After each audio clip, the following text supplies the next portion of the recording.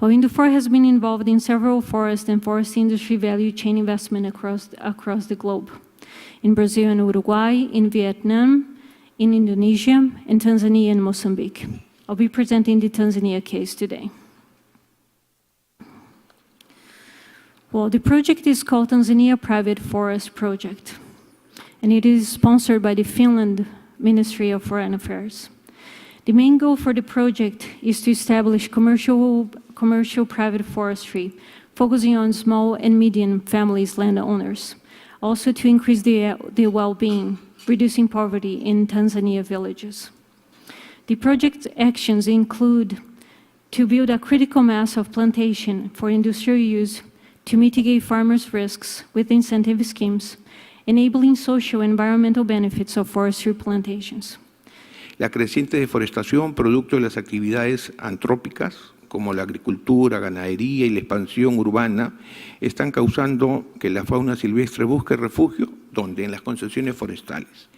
Es un área protegida, un área que se lleva bajo manejo con técnicas de bajo impacto, que se interviene una pequeña porción del área utilizable una vez al año y con vueltas de rotación que pueden ser hasta de 20 años o más, dependiendo el manejo o el plan de cada concesión. Poco nivel de intervención sobre el recurso, prácticamente nulo el efecto en contra del bosque, por lo tanto es una herramienta de conservación y quien puede dar fe de esto es la salud y la biodiversidad.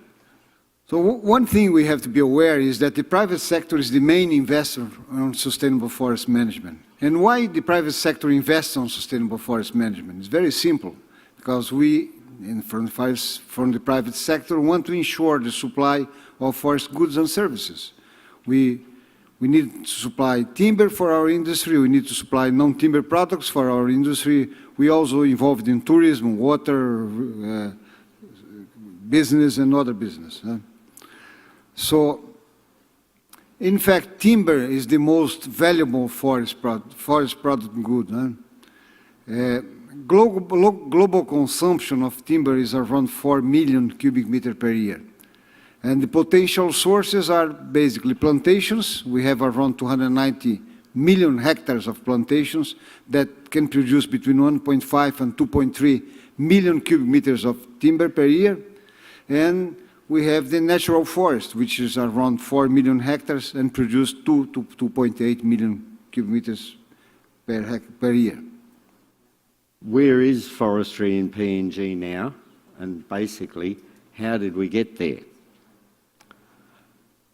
The theme of this year's market discussion is promoting investment in tropical timber industries and tropical forestry, plantations, as Ivan said.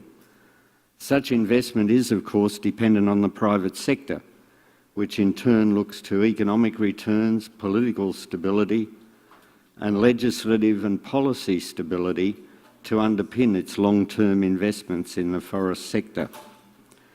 Equally important, of course, is the extent and security of the forest resource base, which the investment is to utilise.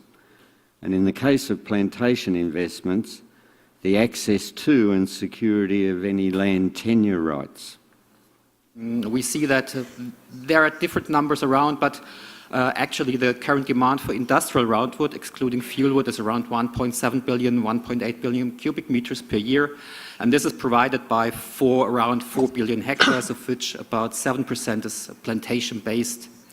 So the situation will change very much in the future. So we will see an increase of up to 3 billion cubic meters by the year 2030. Again, sources vary, but this is more or less the trend. And the proportion or the share of plantations to supply this demand will increase up to 60% in the year 2030. And we need to work on capacity building for the people, curricula, and really get a plantation capacity going. Because still, it was still in the past, it was natural forest management, and we need to build that plantation capacity. Yeah, this is also where I think the public sector comes in. And yeah, I want to wrap up with this slide. Maybe this presentation can be shared and you could then also read a bit more about this. So let's work together to get more new forests in Africa. Thank you.